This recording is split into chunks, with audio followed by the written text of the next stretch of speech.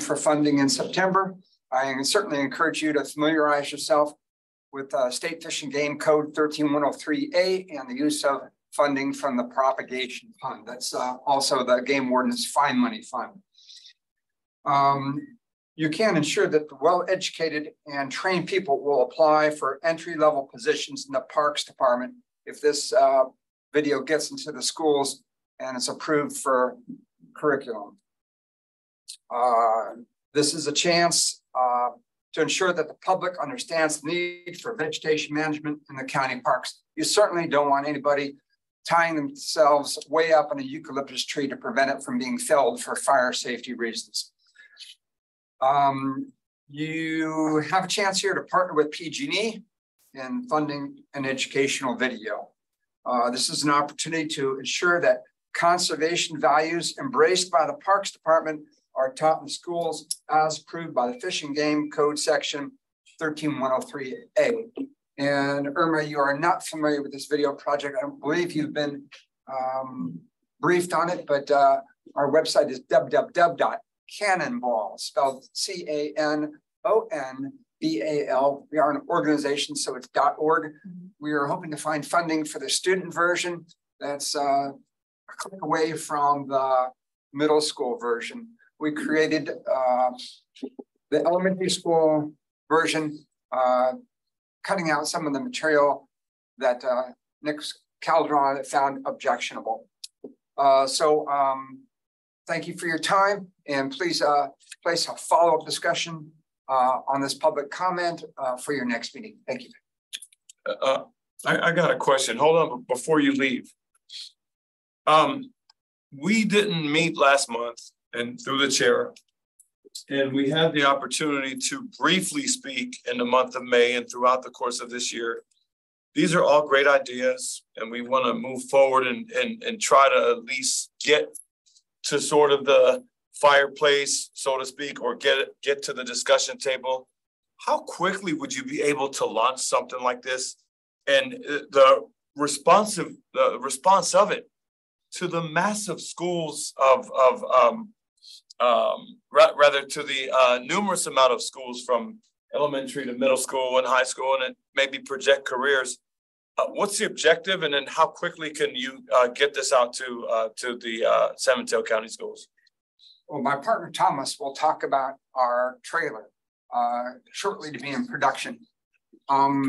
We have targeted elementary schools simply for the reason that these are the kids entering the most impressionable age. We think we can put any of the 50 occupations that will be involved in addressing this issue of suburban forest fires on their bucket list. So we're hoping that kids will pursue careers in emergency medicine, including burn training, that they will become perhaps weed warriors, urban foresters, that they will become wildlands managers, that they will become seasonal firefighters, as I did in the late 70s. We're hoping that you can see results and have trained and motivated young people of all races and both genders. And the total cost on this, lastly? We're asking for $5,000. We envision a total budget of $30,000, about $1,000 a minute. We will be approaching PG&E for matching funds. We will also go to web-based sources like GoFundMe.com. So we will put out a general call for donations. Thank you very much. All right. Yeah, and so from here, obviously with the public comment, it's public comment, right? So if we want to discuss a little bit more, we'll put it on a future meeting agenda, because I think there are a couple more pieces of public comment here. Yeah, and yep. So next is thank you. Trigger.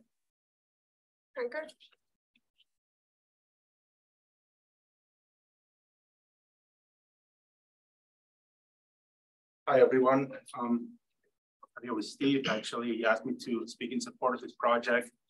Those of you might remember from 2 months ago, I think I'm with an organization called Film Angels. We're an angel investor group that, like these high-tech startup finance groups that are very popular in Silicon Valley, except our group focuses exclusively on film and film-related projects.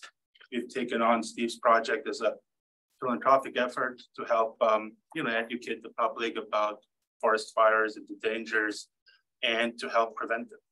So we have committed to helping Steve find the matching funds he needs through various sources, including the ones he mentioned, plus going to our network of about 5,000 investors and asking them to make a donation. We've lined up a 501c3 nonprofit to provide the charity status we need for them to, as a fiscal sponsor, for them to donate money and write it off of their taxes, which is a concern for some. We feel very confident that we can pull this off with your help, providing some of the seed money, the 5,000 that Steve is asking for, that we can get to 35. Steve has also hired, as of a few days ago, a professional production company spending his own money to get a sizzler, a teaser trailer, a 90-minute clip version of the entire 30-minute or so script produced. We will use that teaser trailer, get it out to the investors and donors to get them interested, post it on Kickstarter or Indiegogo or a GoFundMe to raise public crowdfunded donations. And we feel very confident that if you should decide to support this project, that we will be able to get the rest of the money together to produce this and then get it out to as many schools as we can. Any questions regarding the finance side of this? All right, thank you. Thank you.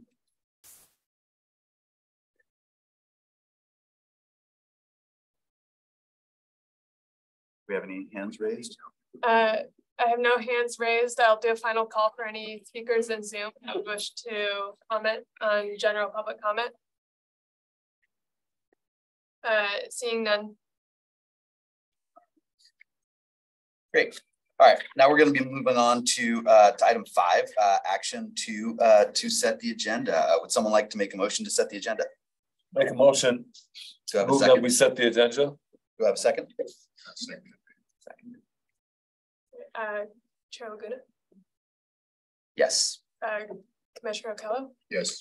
Commissioner Manna. Yes. Commissioner Rodriguez-Smitten. Yes. Motion passes. Fantastic. All right. Moving on to item 6, the Parks Foundation Executive Director report. Michelle.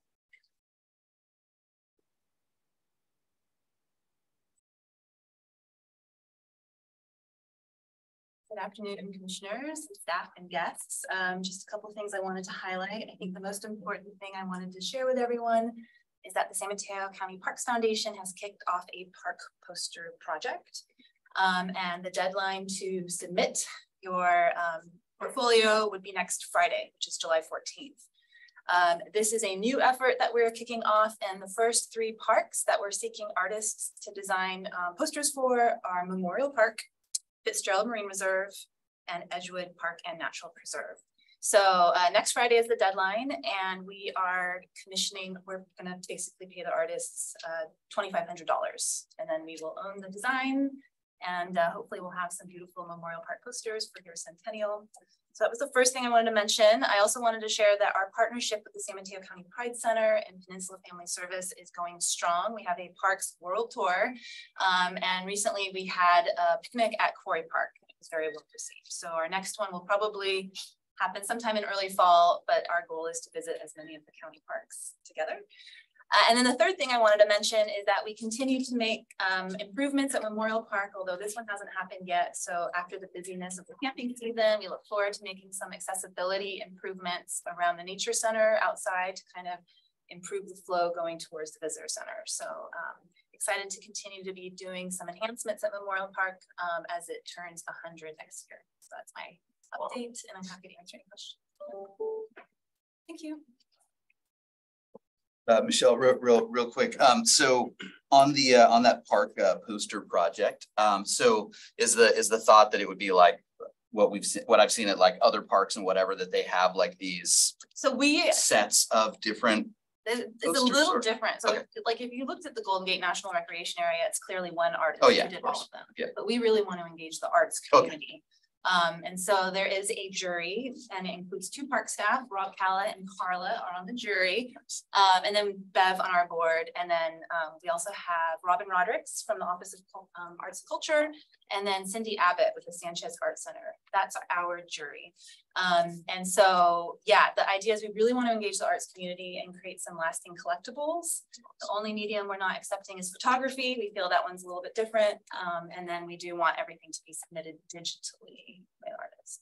But yeah, feel free to email me if you have any questions, but if you know any artists, designers, please let them know. We have just a little over a week for that deadline. Thanks. Fantastic. Thanks, Michelle. Cool. Did any of the other commissioners have any questions or? So Keep doing that. So when was it announced and how much time do they have? 6 weeks. It was announced at the beginning of June. 6 weeks. Yeah. And I specifically reached out, I think it's the EPA Center. Yes. Yeah, so we did do some very targeted outreach to a bunch of arts groups throughout the Bay Area, really. And priority is given to San Mateo County artists, but it is open to Bay Area and Santa Cruz. Right. Thanks. Anything else for Michelle? Nope. All right. Yeah, I want to make sure. I was in a. Yeah. Sorry. That's not fair. Thanks, Michelle. All right. We'll open up item 6 for public comment. No speaker slips and no hands raised for public comment on Zoom. All right. Fantastic. All right, let's move on to the Parks Department update. So as usual, Nicholas and team have put together an update that's in the agenda. I don't know if there were some additional things you guys wanted to highlight, or if not, I can open it up for questions for the commissioners. Yeah, I think just Oh, sorry. I thought I saw something in the packet. There's it starts on page 5 of the 11-page packet. Yeah. So does the visitor department? Yeah, That's the their visitor count starts on page 7. Yeah. So yeah, I mean the main things right now, 2 of our biggest projects, Flood Park and Chunitas Creek Beach, are moving along very nicely. Chunitas Creek Beach, we entered into a agreement with a company, Gordon and Ball, for construction, and we are looking forward to having them mobilize this summer. And the hope of that project is the optimistic hope is to have it constructed early 2024. But any type of adverse weather has the potential to throw that into mid 2024. So a lot of it is going to be weather dependent. And then for Flood Park, our project is out to bid right now. And so we will be opening up bids in August, and that is going to be for the first phase of the project, which will be the small multi-use field, the picnic and reservation areas, tennis, pickleball courts, basketball courts, and then occurring simultaneously, but through a different contract, is going to be the pump track. And so the pump track will be open this year, and the remaining of the facilities will be opening in 2024. And we look forward to getting that pump track at least open and available to the public as soon as possible. Other than that, we are still recovering from winter storms, and candidly, we will continue to be recovering from winter storms for some time. The bridge at Fitzgerald Marine Reserve is still damaged, and we have been working with our procurement division to purchase the new bridge. It is looking as though the vendor who provided the first bridge out of Pennsylvania will be selected again to fabricate the new bridge and have that delivered, and then we'll work with our Department of Public Works to have it installed. And Sawyer Camp Trail remains closed because of prominently because of a slide on the north side and a slide on the south side. So unfortunately, both of those, due to unstable geology, we're not able to open them at this time. We have been able to open the first 1.5 miles of the southern segment, so it's getting a lot of use right now. But one of the great things too is that offers opportunities by opening that southern segment to use what we refer to as Sawyer Camp Trail South, or South of Dam segment, which is really what I consider this beautiful but really unexplored segment of the trail. And so a lot of people are being introduced to that. So I like to look at that as a silver lining. And then Coyote Point, we still don't have power. So we were able to rebuild the transformer with help of our contractor, and we're waiting for PG&E to re-energize their lines. We have been on the phone with them multiple times a day, including today, trying to get confirmation when that'll get scheduled and when that'll get turned on. But in the meantime, we have some adverse effects to our facilities. Curiosity is running on a generator. Captain's house remains closed. But we have been working to navigate this PG&E process for several weeks now. And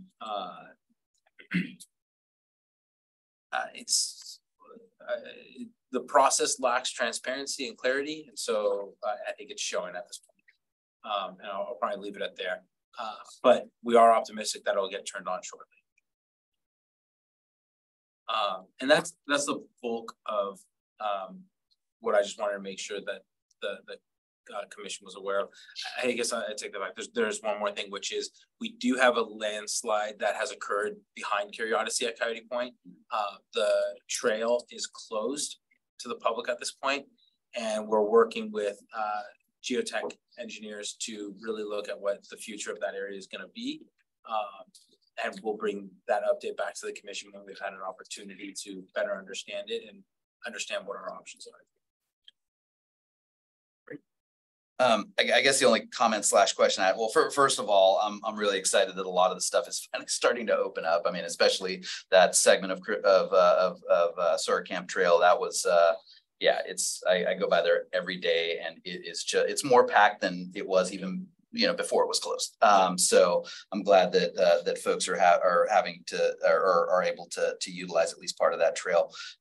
I know when we were talking about the storms a couple months back, there were a lot of other things that had happened, like trails washing out and other things. So, and I know you were just hitting the highlights, but were there any other big kind of trails or other things that are still washed out that still need to be repaired, or have most of those been taken care of across the system? We still have substantial damage. So Richards Road in Hutter Park is still washed out, as is Toyon Group Campground Road, which there are 3 access points to the northwestern segment of that park. If I have my internal map correct, there are 3 roads in, and 2 of them are washed out right now. So that is a substantial damage and repair we need to conduct. We have a sinkhole down at Pescadero Creek County Park along Hall Road. So we still have a substantial amount of damage. And we're working as rapidly as we can to both repair facilities as well as conduct some of the routine maintenance we need to do in order to really mitigate fire risk. So a lot of our trail brush and whatnot. So we will continue to talk about damage probably for the next 12 to 24 months, realistically. And so we're setting courses for how we're going to repair those bigger ones. Field staff is doing an amazing job with some of the smaller damages that we sustained. And I think it warrants giving the Board of Supervisors and the county executive credit for making sure that we have the resources we need. And so at this point, it's really a capacity issue to how quickly we can get those things done. Okay. Well, you know me, that was going to be my next question. So thank you for addressing that before I even asked it. Other commissioners, do you have any comments or questions for Nicholas? Yeah. No, go ahead. Okay. You raise. I can. Just some suggestions. Acronyms usually mess up my mind. I think I know what it means, but it just plays around in my mind. So, and so really on behalf of the public as well, so we just make it a point, that when you realize it, at least say what it is. So for instance, the San Mateo RCD, and I'm presuming that's a resource conservation district. And so, but initially it took me a long time to get there. I had to check, and then the other thing is that I like the visitor data. I think that's that's very informative. And so the suggestion I would make, if we sort of could combine them and have them really side by side. So when you do 2 or 3, we can say January 2023, we have, or rather January 2022, we have this many, and the next January 2023, we had this many. So if we have them all on one, it's gonna be easy, you know, to really get a sense of what the difference is. Because in this particular case, you gotta, you know, flip up to the next page, you know, to get data from 2022. When I think there's enough space on the page where we can have all of them there. Otherwise, you know, thank you so very much for the report. I like the activities that are happening in the schools. I think this is, you know, extremely, I think, very, very helpful. And final suggestion is that probably we don't have to do it this year. We can think about doing it next year, because you know, the last visitor study was very clear in terms of you know, levels of participation or levels of use of our parks, you know, from the various areas of the county. And I think we made a commitment that we're going to try as much as possible to, you know, to do things to make sure every part of the county utilizes the facility as much as we expect them to. And so if we could break down this data to the extent that we can, and let's think a year in advance, you know, perhaps in a year's time, you know, we can start providing that information as well. Because I would really like to know whether East Palo Alto use of the parks or Menlo Park use of facilities has changed from previous years. I think that information is going to be important, you know, to us in the public. And through the chairs, Commissioner, we have the school data. We can provide that at the next meeting. I can tell you every school that we've done a program at, whether it's a Title I school and how many students were attending that program that day. I can provide it. We have all that information. Yeah, so if we can do that with the schools, can we do that with, you know, like Coyote Point Recreation Area? Yeah. We can't do it with the general public because right. We just don't have that information, but we can do it with the schools. Okay, so is there any way we can think about figuring out a way to collect it? Because we got to figure out how we can state that, you know what, the work that we've done to try to encourage everybody to utilize the parks is working. You know, everybody in the county is now being represented in this visitor data. Yeah, so I think that was a very distinct goal, you know, that came out of the visitor study. Well, that sounds like we would need at one point, I'm assuming you guys are thinking about a reboot of the visitor study, right? Yeah, eventually we will need to do a reboot of it. I think it's been 10 years? And something like that. So there's been some times that was a fairly large and expensive list with SF State. I think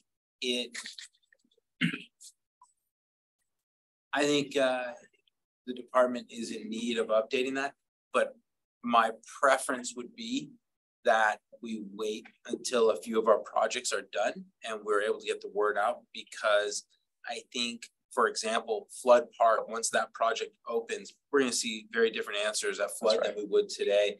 Tunitas Creek Beach. We have some efforts that we're trying to pursue at Coyote Point in the short term.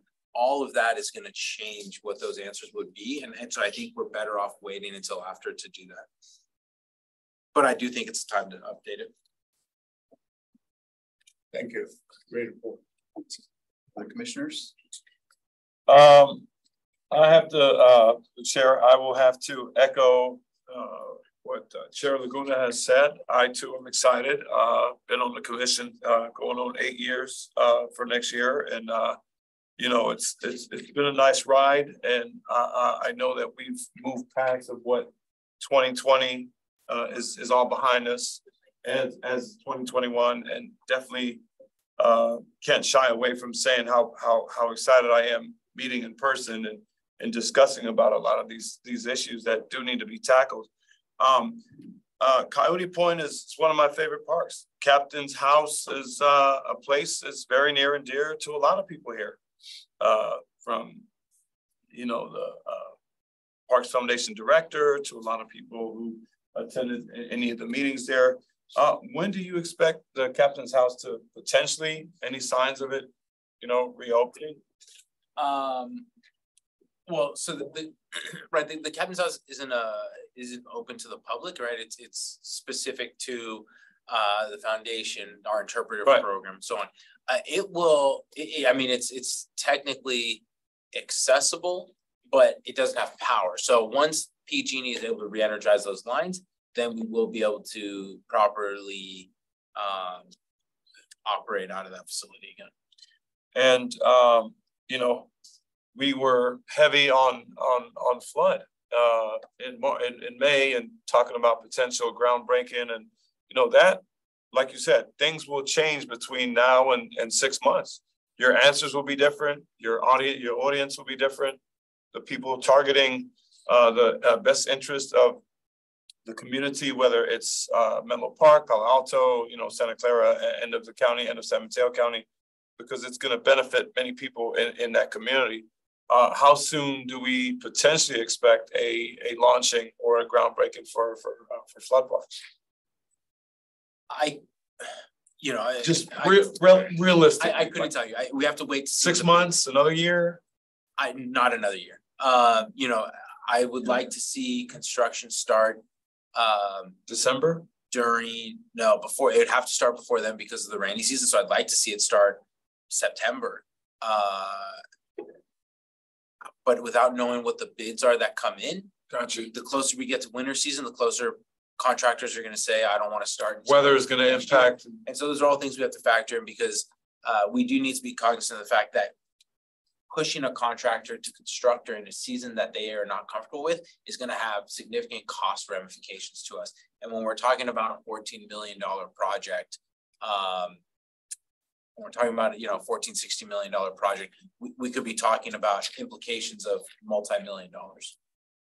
So I can't say until I see what the bids are, which I will know more in August. But sooner than later. I mean, yeah, you do have all the ingredients. You haven't set the meal in the oven yet, but it's where you're getting there. Yeah, that's correct. Yeah, we have the designs are fully done. We are ready to, you know, launch. The budget is set aside. We are ready to enter into. So there is money for that. There is a think tank for specifically for flood park. Yeah, we have a budget specifically for that and with funds set aside for it. What we need to do is receive those bids and then go to the board, and that process is fairly quickly. We just need to wait to open them up. Thank you. Of course. Great. Any other comments? All right. So with that, I'll open item 7, Parks Department update for public comment.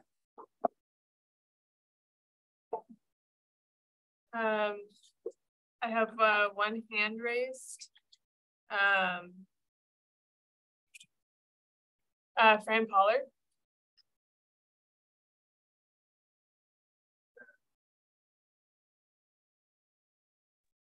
Fran, you should be able to unmute. Yes, I just did. Thank you. Good afternoon, everyone. I want to welcome Commissioner Mitten for, I'm Fran Pollard from El Granada on the coast side. So you're my commissioner now, and looking forward to meeting you and discussing things with you that I care about. I live across from Quarry Park, as many of us do. And oh, I'm sorry, there was no sound when you were sworn in, so I missed the whole thing. But I finally got sound, I think, during public comment. So I just want to say things I'm concerned about is what's going on in Quarry Park. Especially, let's say we need storm drainage control, fire. I was told you were going to have the border, the fuel reduction along the border of the community that's adjacent to the community. So, but I didn't see any of that in the report today on Quarry Park. So I'd like some comments on that, and a couple other things are dogs in the playground, running around off leash. That shouldn't be anymore. And also if the coastal trail on the west side of the highway is part of the county. You know, there's a big sinkhole there that's only 3-4 feet from Highway 1. And I'm hoping if that's part of county trail, it needs to be taken care of before we lose the highway. That's the latest important emergency over here. So that's all. I'd like to hear some comments on those issues if any of these are going to happen this year or soon. Thank you. What was that sinkhole exactly? Like point blank. So through the yeah. So you're referring to the sinkhole. Yeah. To so, Ms. Pollard's. Yeah. During this winter storm, the Surfers Beach area of it's technically in Half Moon Bay, so on the border of Half Moon Bay, an unincorporated area, right by Sam's Chowder House. Destroyed it. So the riprap that was installed some 7-8 years ago by Caltrans was dislodged, and then the earth underneath the trail was undermined and the trail collapsed. That is a project that the county worked with Caltrans on, and to be clear, the county parks department is responsible for general maintenance. Caltrans is responsible for substantial repairs. And so that trail needs to be rebuilt, including the soil underneath as well as the riprap. So this is a responsibility of the state of California. And then on the fuel management, it did look like there was an update. I'm not sure. Yeah, it looked like there was still. So it's on page. It's at the bottom of page 6. Yeah. And yeah, we'll be working to install a 200-foot fuel break along southwestern boundary of the park. It's 200 feet wide from the main entrance all the way through Murata East. And that's something that we had to go through a CEQA review process for and get a coastal development permit for. And so now we'll just have to hire a contractor, get them mobilized, and get that worked out. But it's a substantial project. That is a very large project that will take a lot of resources and time and create a lot of debris. Good. Any other comments? No other hands raised for comment. Great. Okay, so we'll move on from the Parks Department update to the regular agenda. So we have a couple of agenda items for today. Sorry, just getting back to it here. First one is the updates on commissioner vacancies. I think we got one update already, which is great. And Hannah, I don't know if you're going to be the one giving the update on that. So we'll go to 8.1 updates on commissioner vacancies. So the other update is that the appointment for the commissioner for District 2 has been completed. The new commissioner for District 2's name is Thaddeus Block. Unfortunately, he is unable to attend for this meeting, but will be able to join us for the September meeting, and the swearing in can occur at that date too. So we'll have a full commission. Really exciting to get back to full strength. Any of the other commissioners, you guys have any comments or questions or? Just happy we got another commissioner finally can hit the ball and swing finally, you know. Fantastic. All right, we'll then I guess open it up for public comment. 8.1 updates on commissioner vacancies. No hands raised for public comment on 8.1. Okay. All right, then we'll move on to 8.2, presentation on the San Mateo County Parks dog recreation. I know this has been a while. We've been trying to get some updates. Finally, we were able to slot it in and get everything going. Really looking forward to seeing what we learned here. Absolutely. All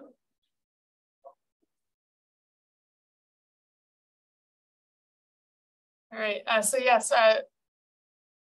We will be presenting today on dog recreation in our county parks. There are two major updates regarding the topic. So we're going to be covering the findings of the off-leash dog recreation pilot program at Quarry County Park, and we'll also be talking about a new dog-friendly campground at Memorial County Park.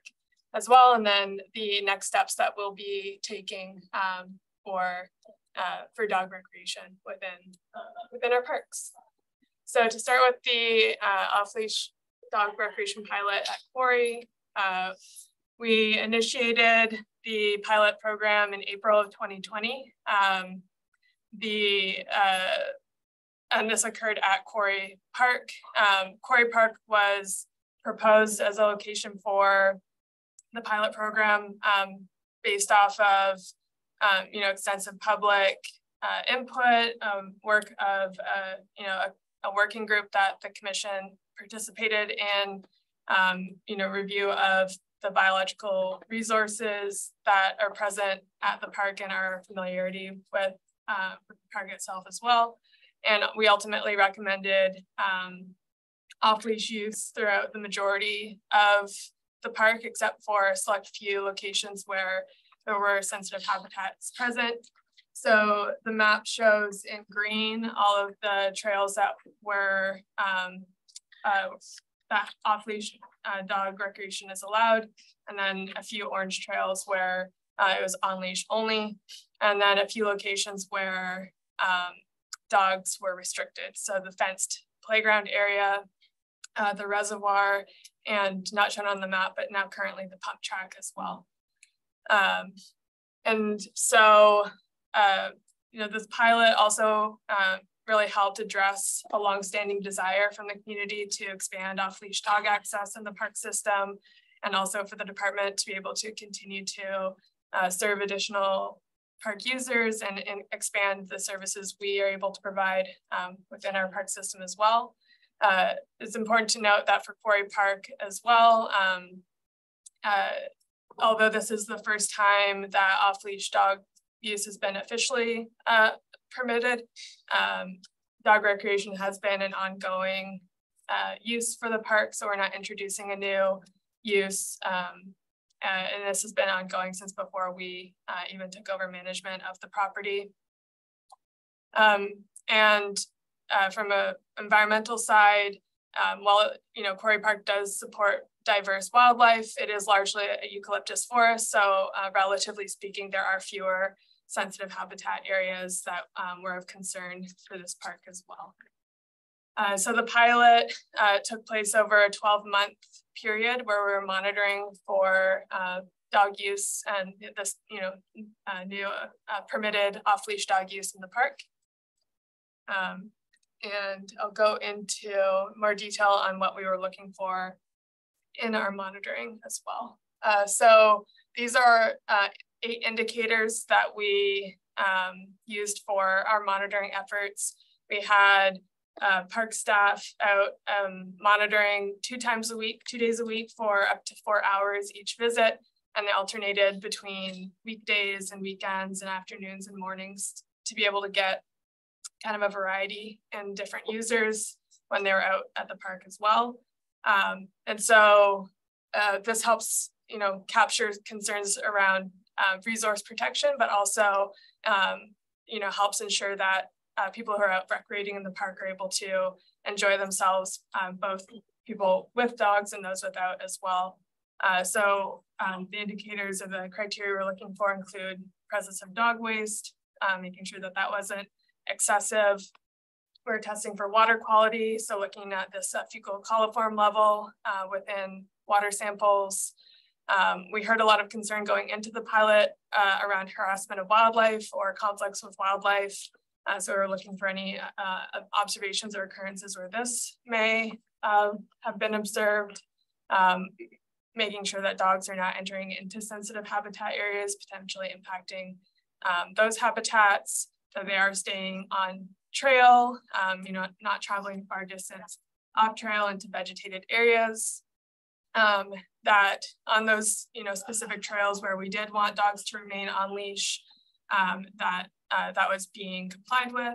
And we also heard a lot of concern going into the pilot as well that, there's potential for more increase in conflict between park users, whether, between dog walkers or between dogs themselves.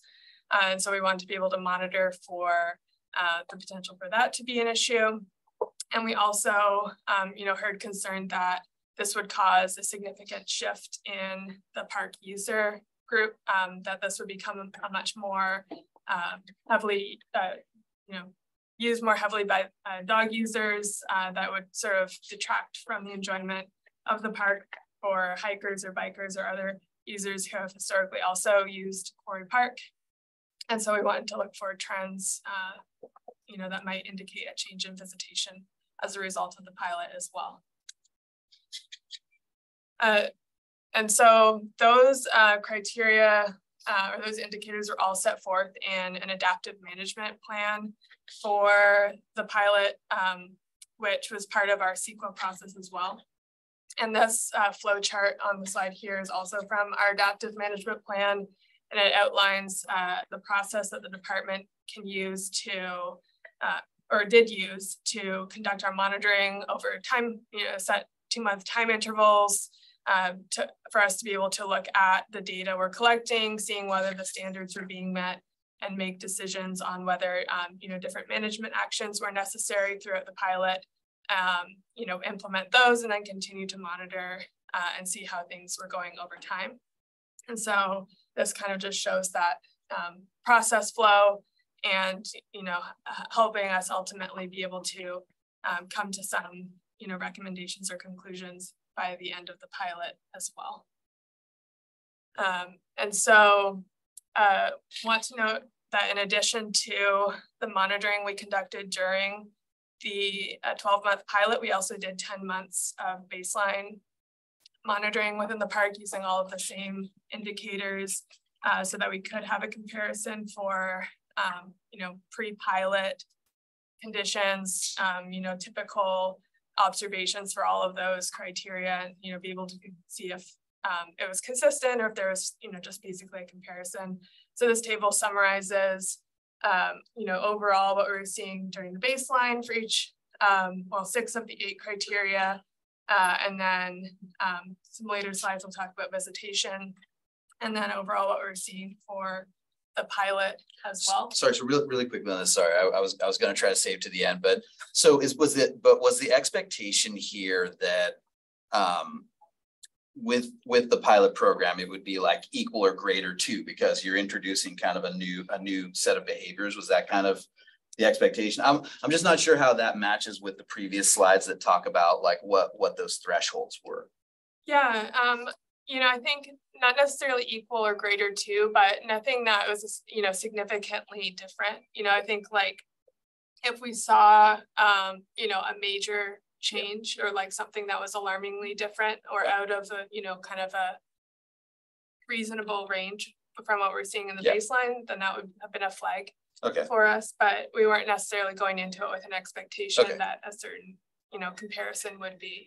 Yeah, because when I saw the dog waste actually went down, that was a kind of strange one. But then I would have expected on the dog off trail that number would have gone up, right? Because we're now like having a different experience. So, okay. And so this, let's see if I can move this a little bit. Actually, I can't.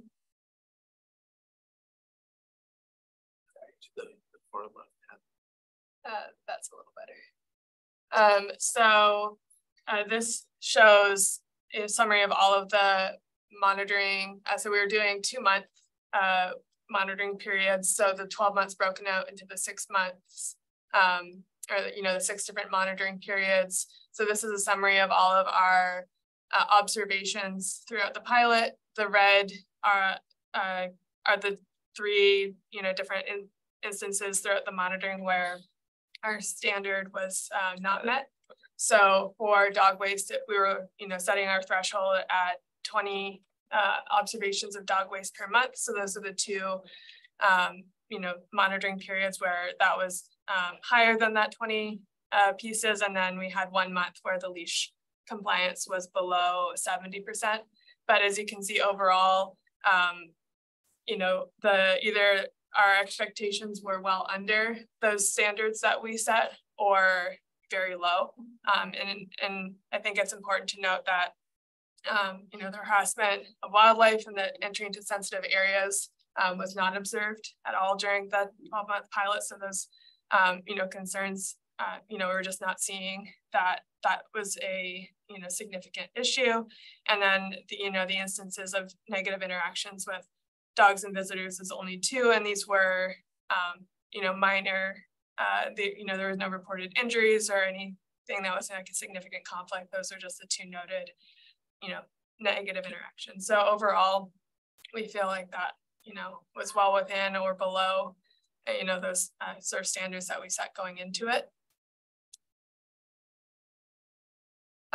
So to highlight the, the dog waste, again, this was the one indicator that where we were seeing higher levels of dog waste overall. On average, for the baseline, it was, just under 30, and we did see a decrease slightly during the pilot to, on average around 25 observations per month, which is, on average overall slightly over that threshold, but we feel is not, essentially a significant,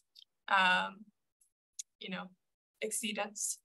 And we did use adaptive management efforts throughout the pilot to help improve compliance. So we put signage out in the parks to help educate users about our rules and expectations, and, particularly, picking up after your dogs or, taking your waste out with you. We also added dog waste stations at some key entry points. So I feel like those are also helpful measures that we had to help, improve that dog waste aspect of it. We've also had some generous support from volunteers to do a few cleanup efforts out of the park to do dog waste pickup. So that's been greatly appreciated as well. So these pie graphs illustrate the visitation data. So we were recording, total number of visitors observed, which ones had dogs and which ones did not. So before the pilot, it was a 56-44% split. Actually, through the pilot, we found that the number of visitors without dogs actually, about 10% higher overall. So just helpful information to show that we weren't seeing that shift towards dogs being a more dominant user group overall. And then these show the differentiation between those with their dogs off leash and users that still preferred to have their dogs on leash, and it stayed pretty consistent at 1/3 still preferring to keep their dogs on leash while visiting the park. So just interesting data to show that the pilot didn't cause a significant shift in the off-leash dog use. With fecal coliform levels, that wasn't included in the other summary because it was collected differently. But unfortunately, the findings for this were inconclusive for the pilot program, so we didn't really end up with good data regarding water quality. We had partnered with the San Mateo Resource Conservation District to help conduct this sampling, but they were essentially only able to get one decent sample, and it was stagnant water.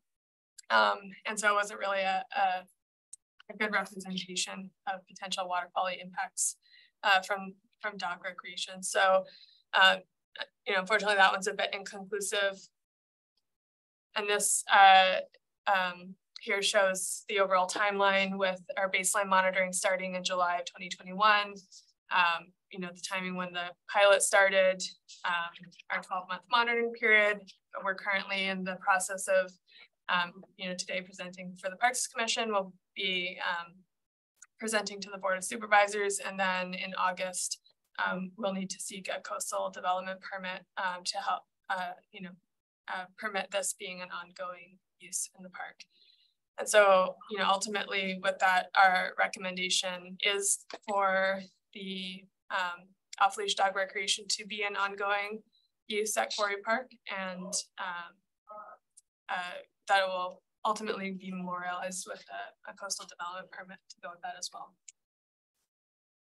And I'll turn it over to Nicholas for the dog camping.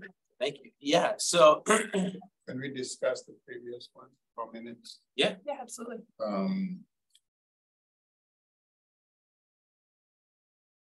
Do we have a sense as to whether the users of Party Park, as a, you know, participate in the pilot at dogs on leash or off leash, are primarily from that general neighborhood. We have a sense as to where they may come from. So we, I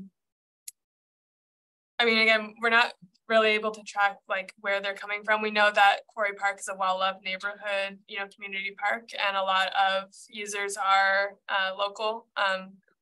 We had, you know, looked at our vehicle count data to see if we were seeing a trend in increased use, and there was, you know, looking back from 2020 to present day, there was a trend in increased use, but it's difficult to say if that's a result of dogs or, you know, just other, you know, increased use of parks overall, because we have seen a trend across the system where, you know, visitations become higher, and whether or not that's, you know, coming from out of the local park area, you know, other parts of the county, it's really hard to say.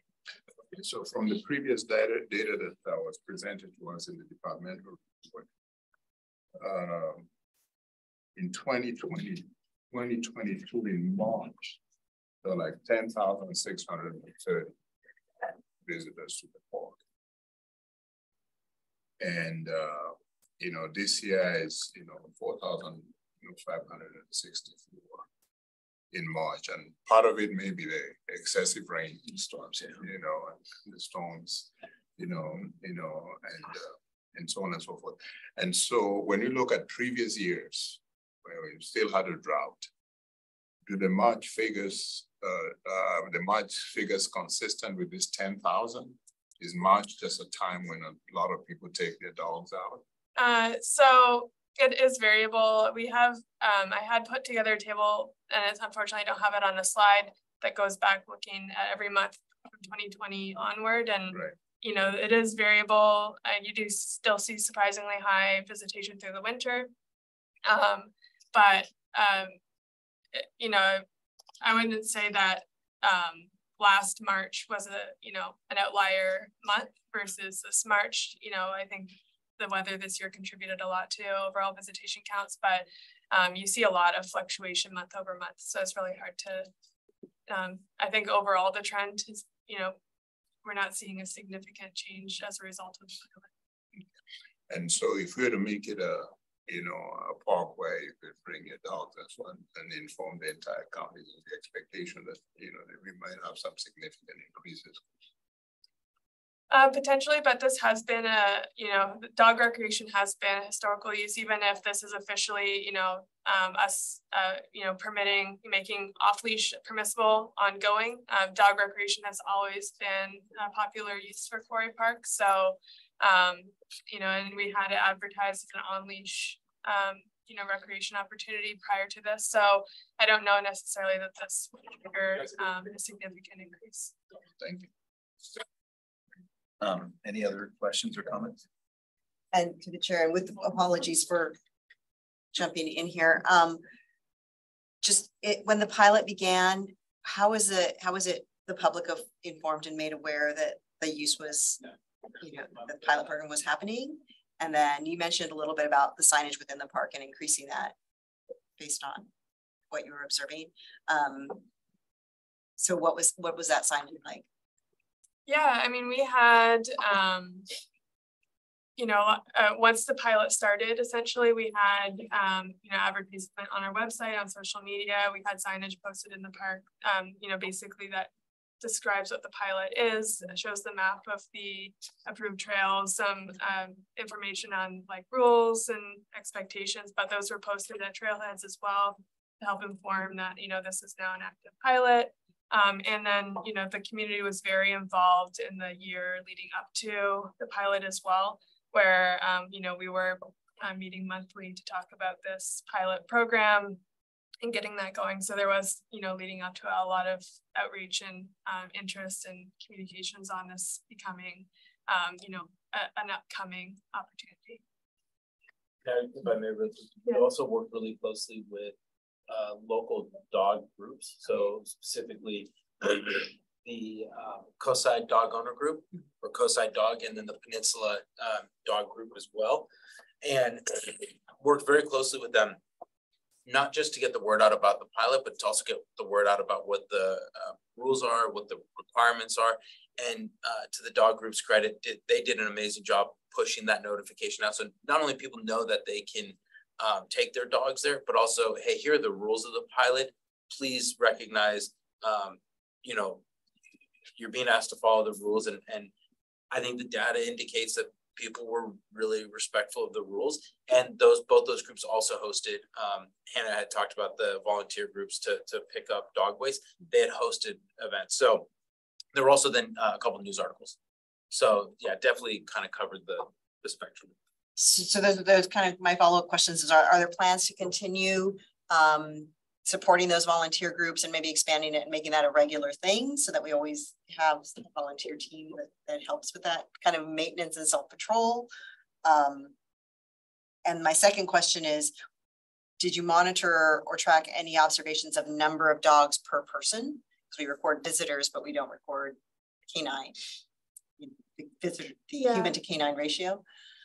So the second question, you know, we weren't specifically logging that. It was just yes or no if they have dogs, but part of our rules were to have, it was 3. Yeah. You can't have more than 3 dogs. Yeah. You can't have more than 2 dogs off leash. So you could have 2 dogs off leash and 1 dog on leash. You could have 3 dogs on leash, but you can't have more than 3 dogs on you, and you can't have more than 2 dogs off leash. And then we would absolutely be appreciative of ongoing volunteer support.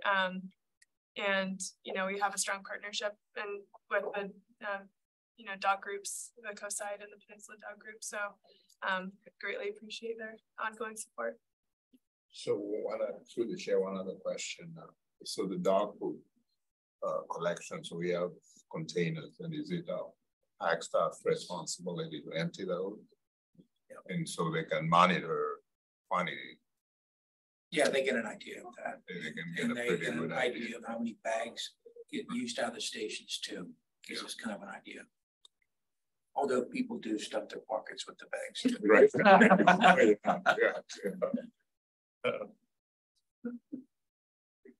Any other comments or questions from the commissioners? Yeah, and yeah, just one more time, dude, just want to reiterate the appreciation we have for the dog community, and I think the data speaks for itself. They did take their responsibility serious on this, and it shows, and we're extremely appreciative of that. So on the topic of dogs still, you know, we have made great strides in the area of expanding recreational opportunities for dogs and people with dogs. And so we have, you know, later in the presentation, I'll talk about, and I'll hit on it now. You know, in 2018, we legalized on-leash recreation in our system. So people had been doing it, but it wasn't technically on the books. So we went through an effort to change that.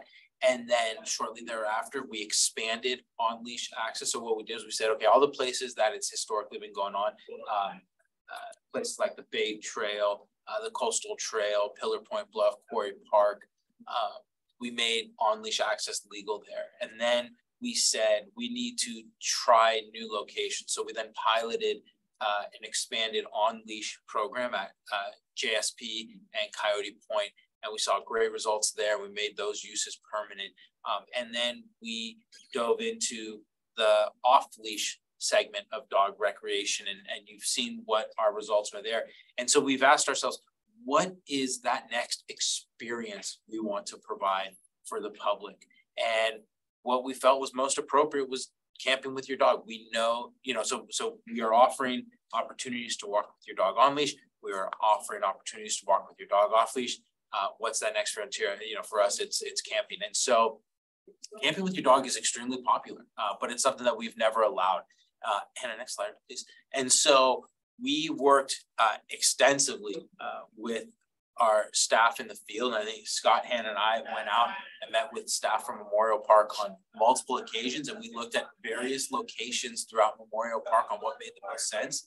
And, you know, some of the things we came to a conclusion on is first and foremost, we didn't think it made sense to put dogs in the main camping areas.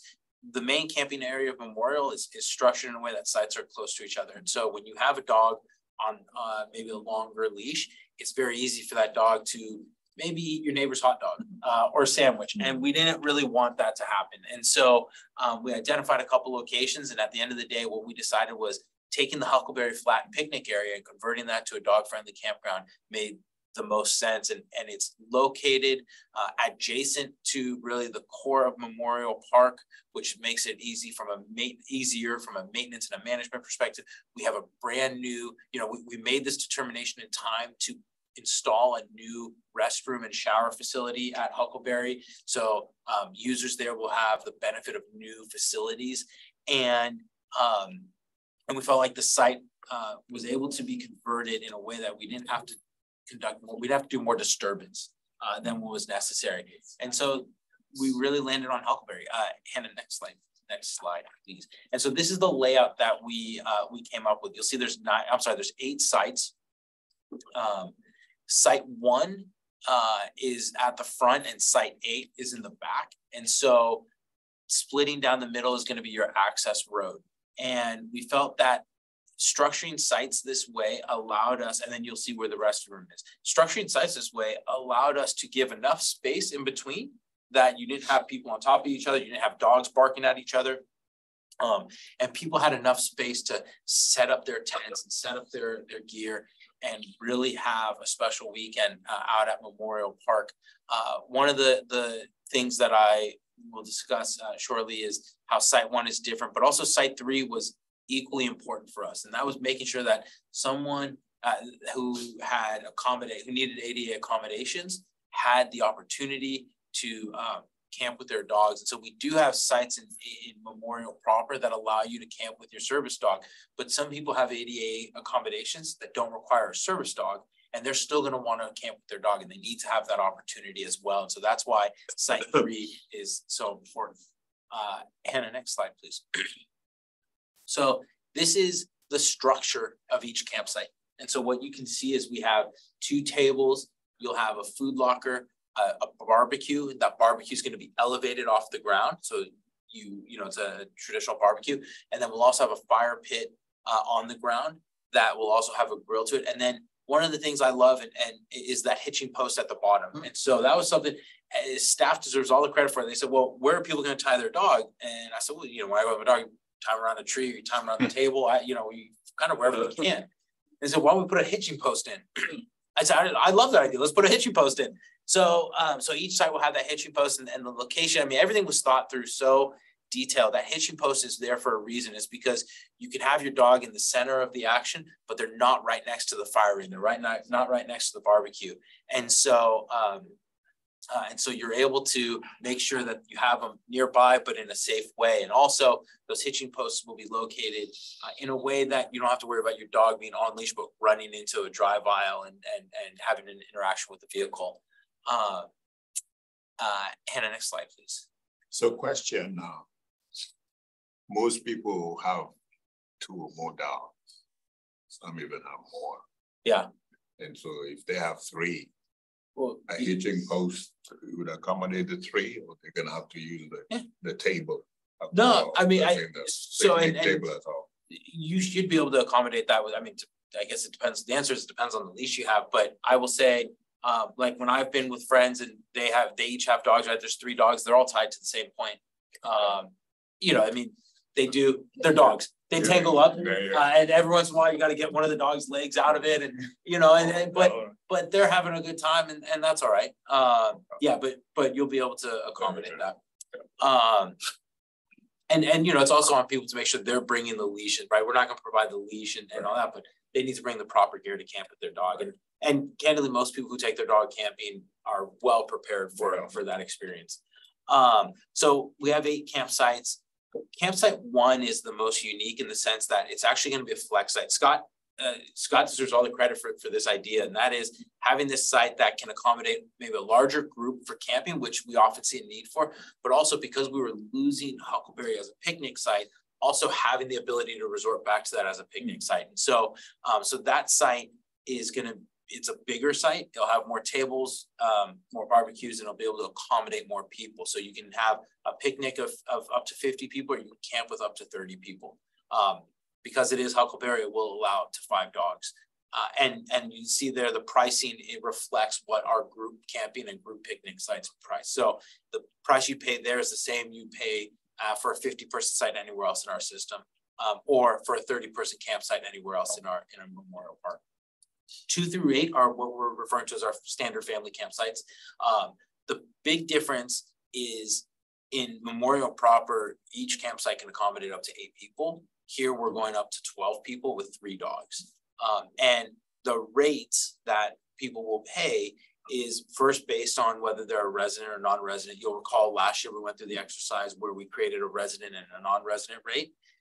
And what we're essentially going to do is we're going to charge an extra $5 for use of this site over our regular sites, and the extra revenue generated will go to dog poop bags, but also biodegradable shampoo. And so the reason we're doing that is right next to the restroom is going to be a dog wash station. So this is for 2 reasons. One, we really don't want dogs in the brand new shower. It's going to clog the drain and it creates a maintenance nightmare. And then what ends up happening is you have to shut facilities down so no one else gets to benefit from that. And if anyone's familiar with, giving like a golden retriever a bath, it can get messy. The other reason is we want people to be able to wash their dog.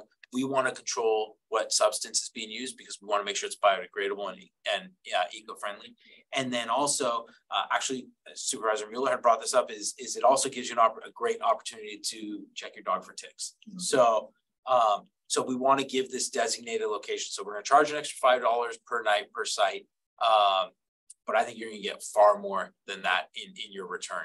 Also, they automatically get the shampoo with the. It'll be in the intent at this point in time is to put it in a station next to the wash and kind of like a bucket of some type. It's kind of like a Purell dispenser. Yeah. Oh, okay. But what we, this is a pilot. And so what we need to make sure those people are not walking off with it. And I will tell you, it sounds ridiculous, but I cannot tell you how many Purell hand sanitizer stations we lost during COVID because you go into the park and you got one just standing right there, and hand sanitizer was hard to come by. So they grew legs and they walked away. So, those are things that we will monitor though. Right. Hannah, next slide, please. So, there are going to be special rules for this because it's a special use. So first and foremost, dogs on leash only. I know we just talked about the success of the off-leash pilot at Quarry Park, and I think that's a great place for it. Camping is very different, and the environment there is very different. So it's going to be an on-leash only area for dogs. And then dogs are only going to be allowed in designated areas. So essentially that's going to be Huckleberry Campground and the Lomamar Redwood property trails, which are part of Memorial Park proper. They are on the north side of Pescadero Creek Road, and they are trails that already allow dogs. So that's a use that was established on that property before we took ownership. Dogs are not going to be, but dogs will not be allowed in Memorial proper. They won't be allowed on Mount Ellen. They won't be allowed in Pescadero Creek. And we will have to take strict enforcement on this. But I think there's plenty of opportunities for people to be able to hike with the dog, camp with the dog. You're a quick drive out to the coast. So there's opportunities to have plenty of fun with your dog. Dogs will not be allowed in sensitive areas or habitat areas, especially Pescadero Creek. So that was really one of the big things for us to be able to even do this, is making sure that dogs don't go in the creek because it is sensitive habitat. And then campers have to properly clean up after your dog. This is just good dog etiquette, which is your dog goes to the bathroom, you got to clean it up. We are saying that your dog can't be left unattended though. So we recognize that you got to go take a shower. You're gonna put your dog in your car for 10 minutes.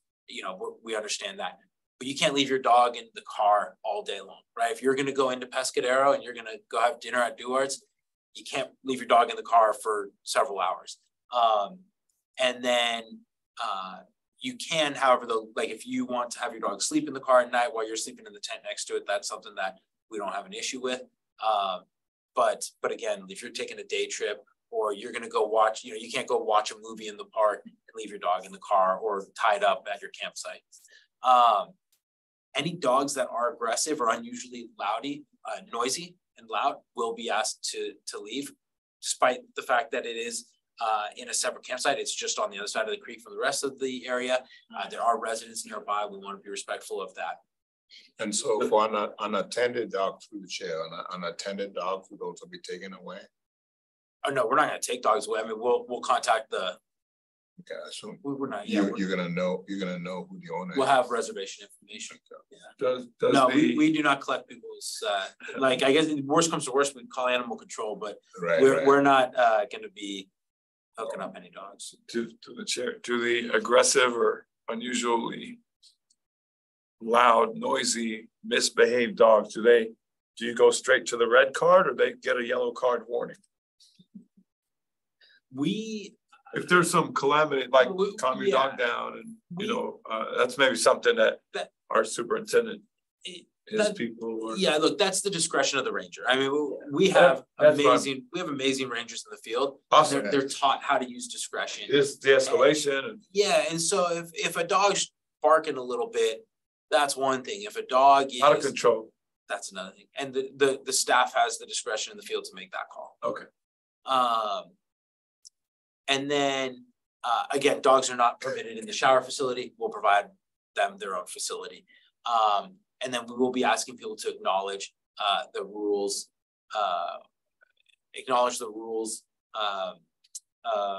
when they make a reservation, just making sure that they've read these, they understand these, and they're willing to comply with them.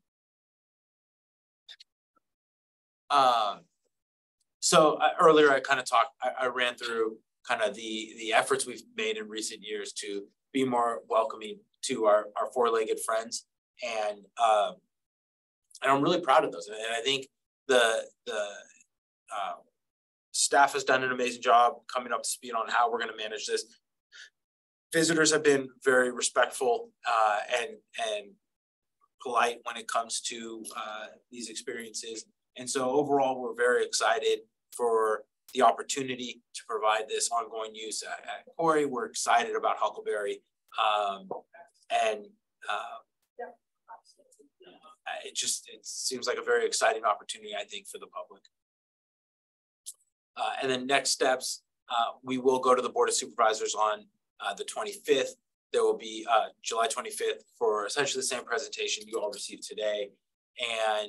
And this was a presentation you all were supposed to receive last meeting, but we will give this on the 25th of July. We will secure, pending board approval, we'll secure all necessary permits and approvals, make the use at Quarry Park permanent. And our hope is to get Huckleberry Flat up and running sometime around September of this year for September and October of the camping season. And then the pilot would carry into next year. But this is a pilot, right? So we do need to see the compliance that we saw with the other pilot at Quarry. And I'm very confident that we will. I mean, I think camping with your dog is a treat, and it's not just, it's also a special thing. I mean, you really love I will tell you, my dog was the dog at the beginning of the presentation. Like I love my dog. I love getting to camp with my dog. It's a special experience. And so, I always make sure that we're following the rules because I want to make sure that we get to continue to have that. And I'm sure others will feel the same way. And that is not my dog. Oh. But the dog would like to know if anyone has any questions. Definitely not allowed in the shower. Definitely not allowed in the shower. See, yeah. Yeah. Does he have a county tag there? I did. If it's not, we're gonna have to Photoshop it. Yeah. Or is he the adopted Parks dog? All I would say is that dog is, if it was, that is not at Memorial, but if it was, it would need a leash. Great. Any questions from the commissioners? The only question I had was in terms of the actual pilot itself for Memorial. Is it going to be the same structure as the pilot that you guys did for Quarry, where it'll be several months and you'll have all the different metrics and yeah.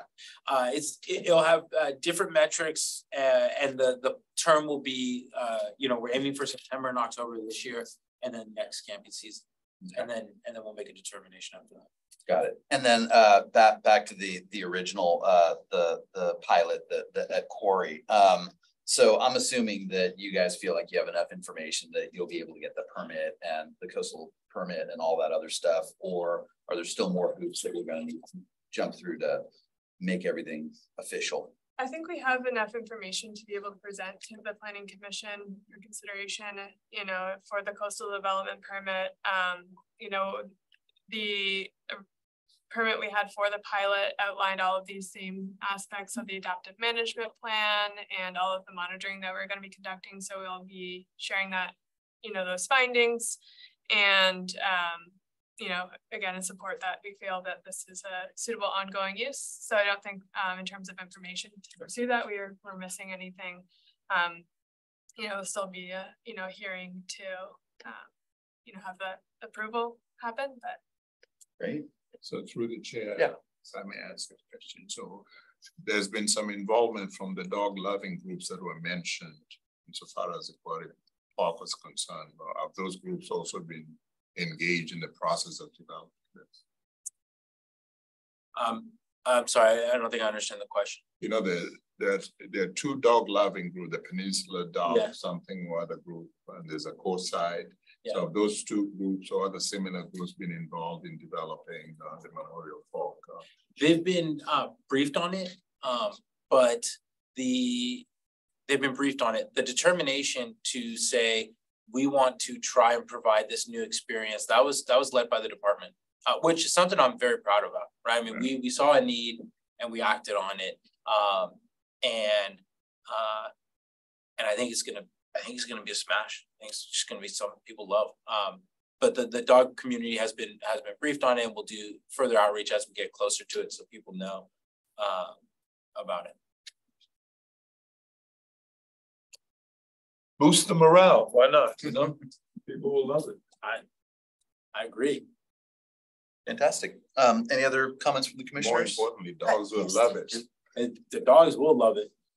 I just want to acknowledge that was very well thought out to separate that. I really like the fact that the site is separate for people who love dogs and people who don't love dogs, right? My question would be around, because the trails that they can access are across the road. Is there any plans to do warning lights or some other road crossing signage? That road gets very, very busy and it's hard enough to see people, but oftentimes, when people walk with their dog, they let their dog go ahead. And even if the dog is on leash, a car cannot see it. So has there any been thought given to how to make a designated crossing area and put up signage there to slow people down? We're going to recommend people drive from Huckleberry to the site. Okay. Yeah, we're going to recommend. Great. No, I mean it's a Pescador Creek Road. I mean, it is not a site that it's not a road that I would recommend anyone walk on. But people do walk the dogs along it. I've seen it. I've seen it. Yeah, no, it's not something that we're going to recommend. We think it makes a lot of sense just to drive it. And there's parking at the Lomar Redwood property. All right. Anything else, or should we open it up for public comment? Let's do it. 8.2, the San Mateo County Parks Dog Recreation. Are there any? Is there any public comment? Yeah, there's currently 5-6 hands raised in Zoom. So I'll call first on Betsy Cathell. Betsy, you should be able to unmute. Let me get the timer. Hi there. I just wanted to say a big thank you to Nicholas and all of the park staff who've worked really hard this year. I know it was an incredibly difficult year with the storms. And they have been doing a fantastic job, I think, at Quarry Park with being responsive to problem areas where dog poop was, and they put poop stations because there were no poop stations in those areas. So I'm really thankful that, you know, they listened and put those in. I'm one of the volunteers for Cosi Dogs, and my friends and I, we walk Quarry Park today, actually. And so when we're there at all the parks and the beaches, we always pick up dog poop and trash. And what I've noticed with dog poop is it tends to be at the beginning of the trails.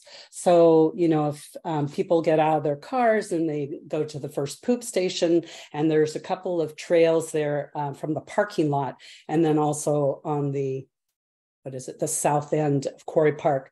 But usually the first 2/10 of a mile is when a dog is going to poop. And I think having appropriate signage to make owners aware to keep their eye on their dog when they first start on their hike, because that's when the dog is going to poop. And I don't see any poop on the upper trails at all. And so I think that would be really helpful to have that. Just because I think people are just unaware. And I also wanted to request just more signage in the park and the upper trails. It's really confusing. I get lost there all the time. And so it would be really nice to have some signs with directions saying what trail, you know, where you're going. That's all. Thank you. Betsy.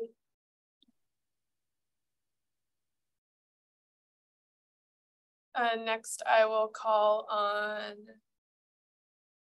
what's her name? Burnett Silveria. Burnett, you should be able to unmute and speak. Yeah, thank you. Quick comment, since we live close to Quarry Park. We all love dogs, but dogs are unpredictable. So the restriction on off-leash dogs from the children and family play areas in Quarry Park needs to be improved. Excuse me. We are seeing repeated and continuing violations of that restriction, and these violations don't seem to be reflected in the monitor being collected. Just wanted to point that out. Thank you. Thank you, Burnett. Next is Jim Sullivan. Jim, you should be able to unmute. Yeah, thank you. I'd like to echo Betsy's comments about being very appreciative for the Quarry Park opportunity. I'm really glad to see that it's, you know, it's developing. One thing, I was actually a member of the Dog Management Committee, which I'm very appreciative for staff for their thorough and the integrity that they showed at the meetings. There was quite a few of them, but on the Memorial Park, I'd really like to see that as that plays out. I haven't been to Lomamar. Actually, when I was a kid, we used to go around that area, but just for future consideration, you said folks that have to get in the car to drive to Lomamar with their critters, and I totally get that. Pescadero Creek Road is pretty much shoulderless. In existence, there is a direct connection from Memorial Park, crossing the Wur Road to the Old Hall Road. Old Hall Road's 40 feet wide. I'm not saying open up Pescadero Creek County Park in its entirety, but I think serious considerations should be made allowing folks to walk from Memorial Park across the very rural Wur Road and do some, you know, there's a big field right there at the Wur Road parking area. I mean, it's really seems like it ought to be at least down the road considered. So once again, want to thank everybody, and really good to hear familiar voices again. Thank you, Jim.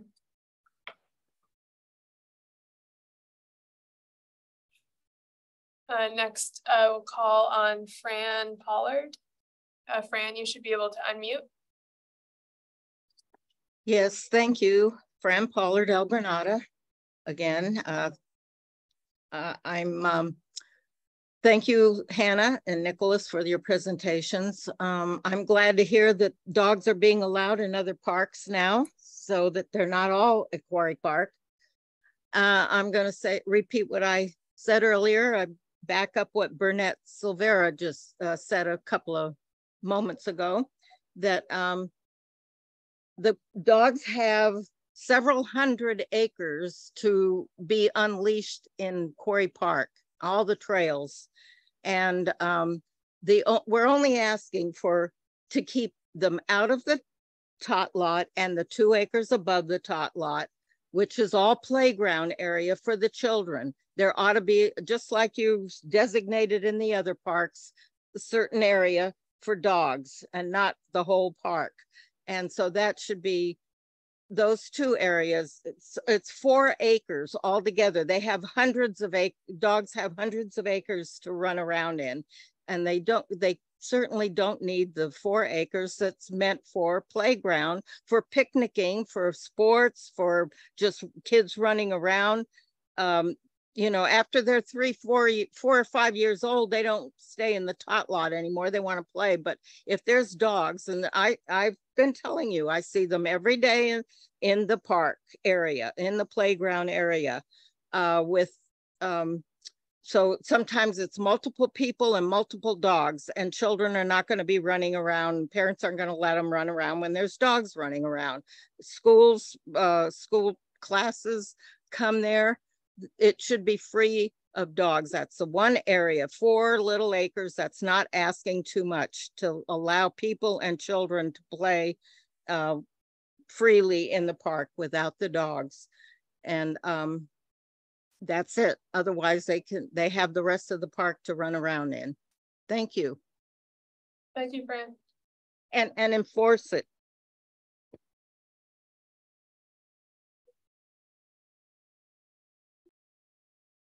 All right. Next we have Matt Greenberg. Matthew, you should be able to unmute. Thank you. Great hearing your voice, Jim, as well. Thank you, Jim, for all your work. I most importantly want to thank Park and Rec and Nicholas. I've been involved in this project for many, many, many, many years. And since Nicholas has taken over, it's been a complete change in that it's been working together, not adversarial sides. You know, dogs, people, hikers, bikers, we all want to use our parks and we all want to use them together. And if we all work together, we can make them wonderful for all. And that's been something that I appreciate Nicholas helping to encourage and making happen. I am a representative, a board member, and a founder of Peninsula Dog. And we have worked with Nicholas for this park, and it's been working great. The other thing, one of the questions one of the commissioners mentioned, would pickups continue? And the answer is yes. With Coastside Dog, you know, we believe that good dog etiquette, and part of that is picking up poop, not only yours, but any poop you encounter, is part of what's necessary. One of the points, and we will help with that, one of the points to note is a lot of the incidents initially of dog poop was on the Murata Surf Trail, which we didn't even know was part of the Quarry Park Trail. So that wasn't maintained as closely initially. So thank you, and thanks for all the help. The last point is, you know, a Memorial Park, that's great. And Nicholas has kept us involved at every step, and we appreciate it, and everything looks fabulous. But the point to note is, at this point, nearly half of the county's households have dogs. And this is a phenomenal first step, but it's a first step. As the pilots have shown, they're working and we should continue with them, but we need more on-leash parks, more off-leash parks, and soon more camping sites. So thank you for all your work, and we look forward to working together to make our parks even better and better for everyone. Thanks. Thank you. Thank you.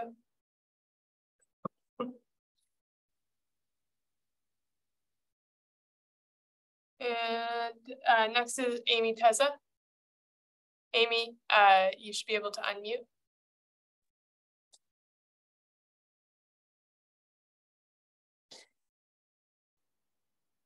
Amy?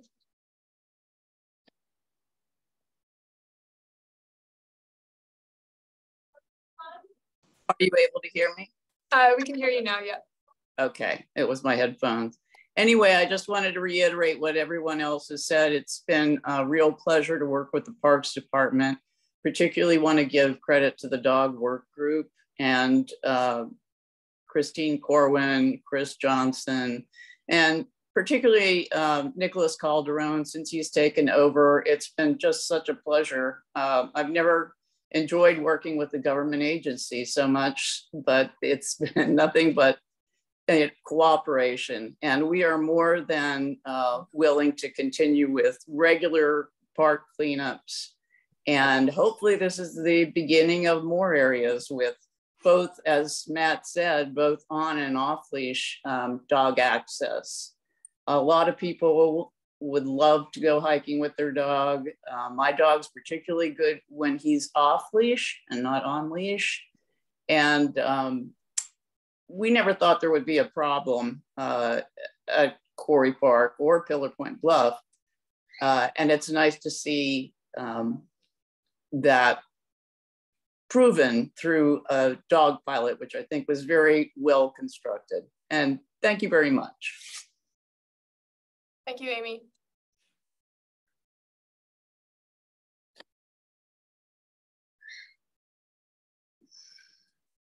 And lastly is Nicole Scary. Nicole, you should be able to unmute. Hi, thank you. This is Nicole Scary from El Granada. And again, I would like to say thank you to Nicholas and County Parks for all their hard work and to start allowing dogs on county parks where no dogs were allowed before. And to the success of Quarry Park, thank you, everyone. The dog, Coastside Dogs and Peninsula Dog, and anyone who's been picking up and being responsible dog owners. And I just want to comment on Fran. I know some of the families that go to these parks and they have children and dogs. And so sometimes they're the one that bring the dogs with the kids.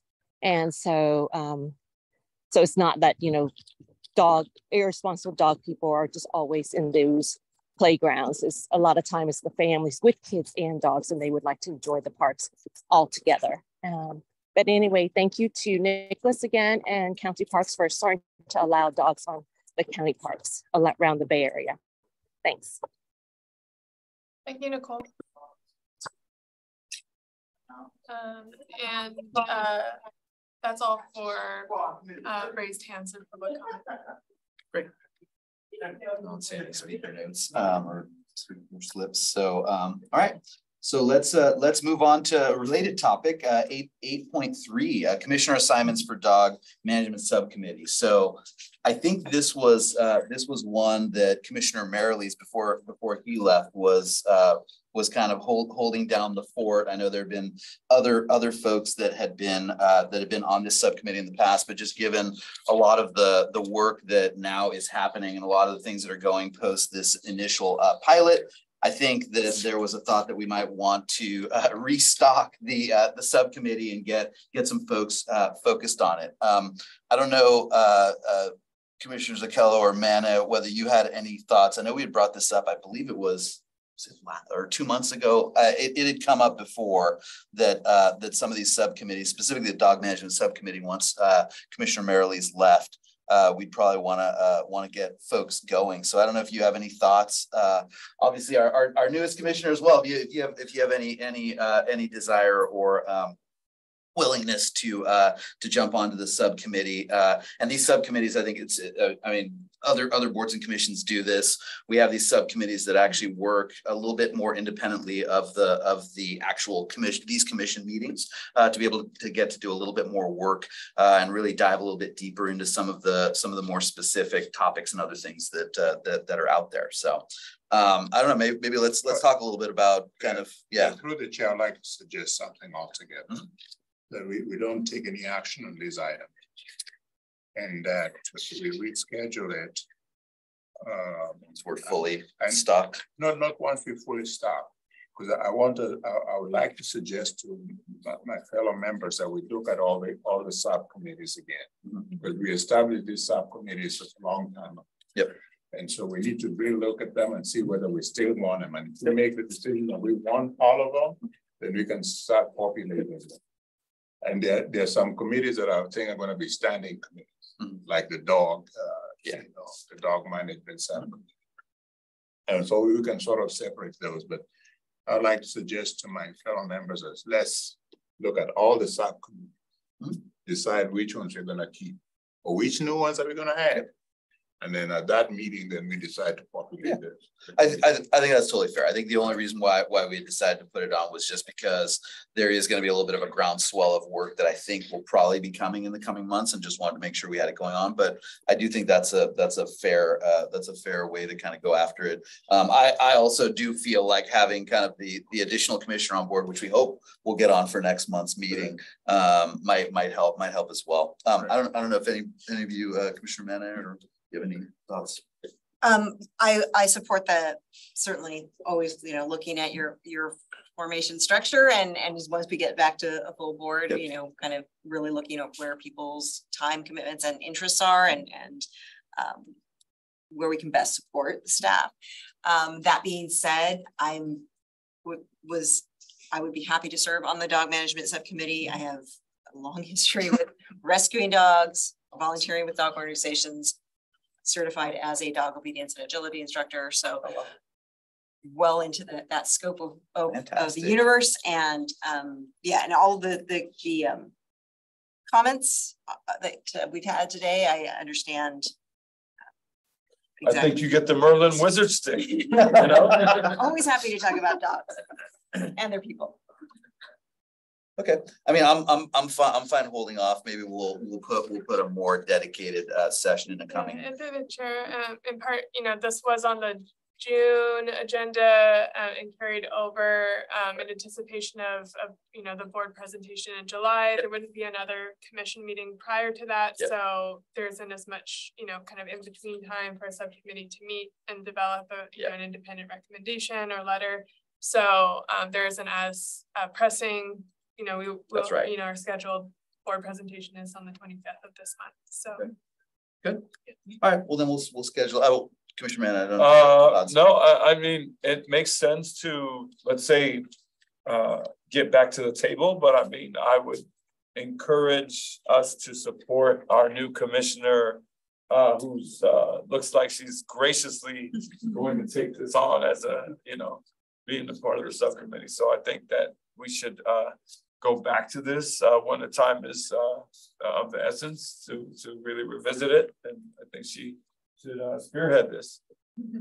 Great. Fantastic. All right. So then I guess we have to open up 8.3 for public comment. Yeah. Before we move on. So I'm not seeing any hands raised for this item. Okay, let's keep moving. All right, well, we're about 10 to 6 right now. Great. All right, so the last item on the regular agenda was 8.4, which is the commission meeting location. I know for this time around we just did the quick switcheroo, and thank you, because it's a little bit more space than we had last time. But I believe that this would be some form of motion that we would pass to continue meeting here, or I don't know, Craig. Yeah. What? So the bylaws. I saw action next to it. So, yeah, I think they would be, assuming that the commission wants to continue meeting in this room for the end of the year, it would be a motion to amend the schedule resolution for 2023 to change the location to this location for the remainder of 2023. And then there will be another item on the agenda, presumably later this year for the 2024 schedule, but. And then we can update. Yeah, so it would be a motion to amend the scheduling resolution to change the location to this current location. Got it. In case anybody just wants to make that motion right now. I'll make that motion. I will gladly second You'll it. second it. All right, let's bring it to roll call. Maybe I don't anticipate there would be any public comment, but you can ask for it. Oh yeah, that's right. Yeah, yes. Oh, we're going very quickly. I think maybe the only thing I would add is that not to speak over you, Hannah, I think the plan will be to continue also having the virtual option for members of the public to participate. I think that was a big reason why we moved in the first place, but yeah. Yep. So not seeing any hands raised for this item. Fantastic. All right. Well, let's take roll then. Chair Laguna. Yes. Commissioner O'Kello. Yes. Commissioner Manna. Yes. Commissioner Rodriguez-Mitten. Yes. Motion passes. Fantastic. All right. Great. And it seemed to work pretty well so far. So yeah, I'm sure we could probably tweak some stuff, but it definitely is. It seems to be enough space for now. So if we get a new commissioner, we're gonna have to rearrange this somehow. So figure out. We'll just kick the list in. Everyone's just slide. This is easy. Yeah, no, we'll we wanted to test this out, see how it worked, and we'll figure it out. Because I think having the public behind us is a little odd.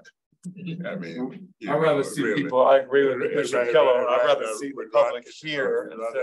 We can watch their facial expression. Yeah, what if we got bunny rabbit ears? If we disagree with something that's on the agenda, you little rascal.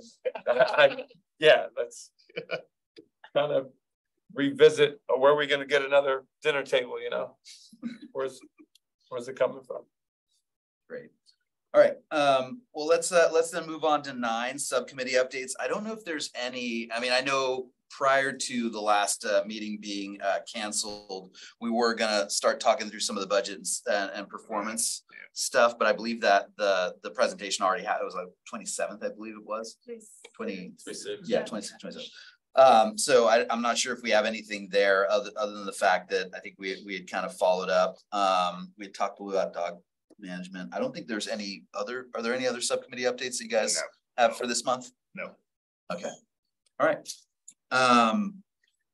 So I think maybe we'll just open the whole thing up for public comment because I don't think I'm not going to go through each one and see if anybody has any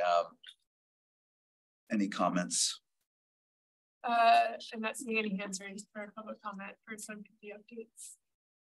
Great. All right. Well, then let's move on to item 10, items for future agenda. So I took down the one about kind of looking through and refining the current subcommittees. And I think it was actually a really good idea, Commissioner Callow, to do a scrub of some of those subcommittees, make sure that we need all of them and make sure that we get folks staffed against each one of those. So I think that's going to be a big one.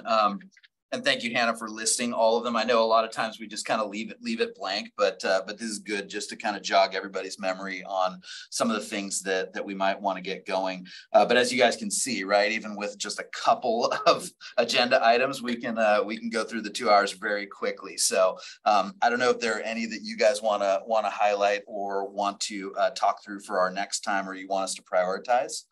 Maybe have a quick discussion on that. Maybe prioritizing in order what could happen next in August meeting. What of these line items in section 10 would be the most important to us? Yeah. You know, I would through the chair, I would combine 10.1 and 10.2 because they are really basically how do we follow up on public concerns. Okay. In general. You know, the Quarry Park training concern was a specific, concern by, a resident. So we can just group those two together, follow them on public comment.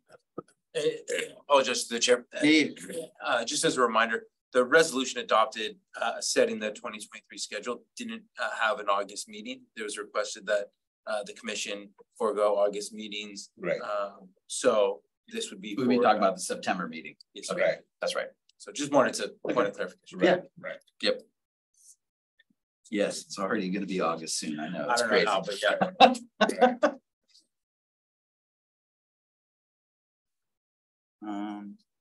I would, again, most of these, sorry,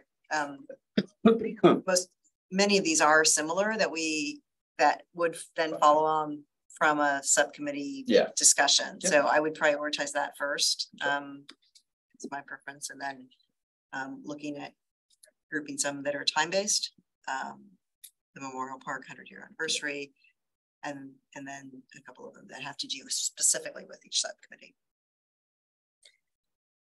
I would also like to, I would also like to suggest, I agree with your comment. I would also like to suggest that we prioritize how we follow up on public comments. Because I think there's been an issue in the past where we have people constantly comment, they're saying the exact same thing. So if we could, sort of come up with a process that tells us, okay, if somebody makes a comment, then what happens to it? And who responds to it? Should the chair of the commission respond to it? Or the Parks and Rec director responds to it? And if whichever one does, we would know at a subsequent meeting that this is what happened. I think currently we don't have that, and we should. The other thought that I had also was, I know at the start of the year, we had talked about kind of what we were going to be, or what were the things that would naturally be provided an update, like Flood Park was a couple months ago, the dog stuff was this time around. Do we have anything for the September timeframe that? Yeah, this ideally would be in September, but could be in the October meeting, but we were planning for a presentation on our wildfire fuel management program. Right. Yep. This would be different than the update on the project status that we provided a few months ago. Yeah. And so it would be more about the program as well. Yep. It'll also be timely as it gets hotter as well. Okay, cool. I like that. Good. Any other item or any other discussion you guys want on the items for a future agenda? I did like your thought about tying some of this to the subcommittee refresh. So I think that might be a good way to just make sure that we can kind of bucket these things the right way and then address them in the most timely manner. Anything else from the commissioners before we open it up? All right, let's open it up for public comment. All right, we have one hand raised, Burnett Silveri. Burnett, you should be able to unmute. Yes, thank you. Commissioners, we the neighbors to Quarry Park have provided you current and continuing correspondence on community concerns related to Quarry Park. We see our concern with Quarry Park runoff is listed as a future agenda item and look forward as to how that runoff will be addressed. Runoff from Quarry Park continues to worsen and repeatedly floods into our community. Two other community concerns need to be added as future agenda items, and we ask that that be done. They are overflow parking and traffic. With the success of Quarry Park and the pump track, the park has gone beyond a small local park, and the strain on the surrounding community from overflow parking and traffic has greatly increased. We believe those impacts can be reduced, and we seek your help to do so. And second, off-leash dogs in the children and family play areas. As said, enforcement of that restriction must be improved, and a discussion is warranted. We ask that you add these two community concerns as future agenda items. Thank you.